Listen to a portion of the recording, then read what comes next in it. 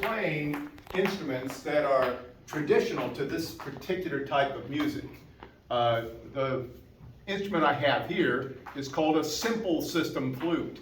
It's the type of flute that people were playing before a German named Theobald Bohm invented the modern flute in 1847. It's a simpler system type of flute. It has 6 holes. Now this one happens to be equipped with a set of keys also, but it's still this old style system. The body of this flute was made about 1895 or 1896. I've had it modified a bit so that it could be played better with modern instruments, but it's an ancient instrument in many ways. The actual flute is from the 1800s? Yes, the body of the flute was from the last part of the 19th century, 1895 or 96. It was made by the Boosey Company in London, England.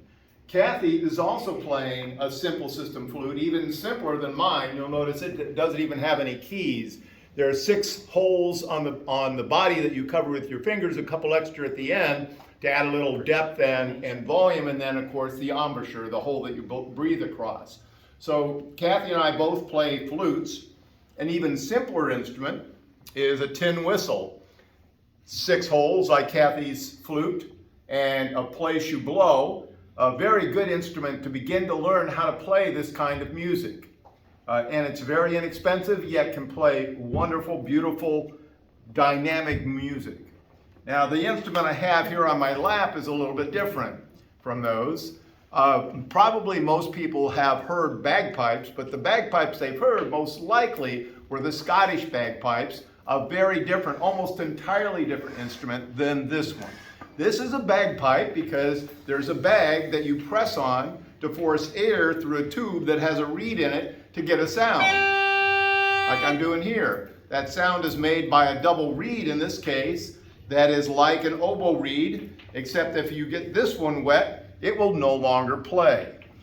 Now, the other difference is that you may have noticed I can play this instrument with these other people and not blow them out of the room, as I would if I was playing the Highland pipes. This is a chamber instrument. This is made to be played indoors. It's not made for intimidating the enemy or scaring away another army, as the Highland pipes are made. In fact, it has a 2-octave range, and it has drones here, and it could have 3 more tubes that you play with your wrist to get chords. Here we have a traditional guitar, and we happen to be introduced into traditional Irish music about the middle of the 20th century. It was played some before that, but not very much until about the 1960s or so. And it's a very important instrument, considered almost essential these days. This particular one was built actually in Northern Ireland. Yes, this particular instrument is of Irish descent. Irish origin even. Yeah.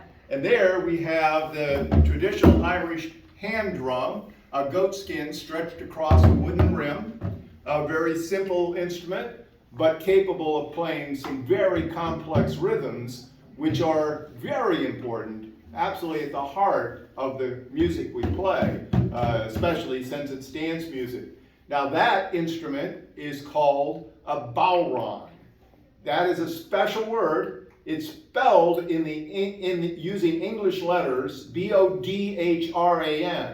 Now you may say, that's not bowron, but it is, because the Irish use an H after a letter to completely change the sound of that letter. So the D is no longer pronounced like D, but instead a bit like a W. And so please, if you see the word B-O-D-H-R-A-N, never say, Bodron, that makes people like us shiver. And instead, always say, bowron. That's the instrument that Marty Brogan is playing. I've got to introduce here Chuck Boyer, Kathy Moss, I'm Bob Midden, but unfortunately we're missing one of the other members of our band that plays other important instruments to the tradition, Mary Dennis. She had to take her dad to the emergency room a little while ago. Fortunately, he's going to be just fine. They sent him home, and he'll be okay. But she, unfortunately, isn't here to show you her Irish fiddle. It's a very special instrument. Some might claim that it's a violin, but because she plays traditional Irish music on it, we call it a fiddle. And then she also plays a tenor banjo, which is distinctly different from the type of banjo that's played in a lot of country music and bluegrass music, which usually has 5 strings. This only has 4 strings, and they're tuned to the same notes, only an octave lower than the fiddle. And then she also plays an octave mandolin that has 4 sets or 4 pairs of strings that is also tuned like the tenor banjo. And regular mandolin, which is the same but played an octave higher. So she plays all those instruments, and unfortunately she can't show them to you tonight. But that is a good collection of the traditional instruments in this type of music. There are a few others, but these are probably the ones that are most commonly used. And do you want to tell me the name of your band? Yes, most definitely. Our band is called Tory, and that is spelled in the Irish language Toraigh. But you noticed I pronounced it as if it was spelled Tory. And that's because the AIGH part of that word is in fact pronounced like the letter Y in the English language in most cases. And so that word means to seek or search, and it represents the search for happiness, or the search for what's important to you, or the search for what's most meaningful in your life. And that's what we hope our music is able to do. We hope that it'll help you connect to those things that matter the most to you. And where can we see you? You can see us in lots of places. Tomorrow night you can see us at Arlen's Good Beers microbrewery in Bowling Green from 8 to 11 p.m. And you can see us at the Fayette, along with this wonderful dance troupe, Molly's Irish Dancers, at the Fayette Opera House in Fayette, Ohio, starting at 7 p.m. And tickets are very affordable. I think they're only $12 a piece. It is a 120-year-old facility, a 120-year-old opera house that has been restored to an absolutely beautiful condition with some of the best acoustics I have ever played in my life.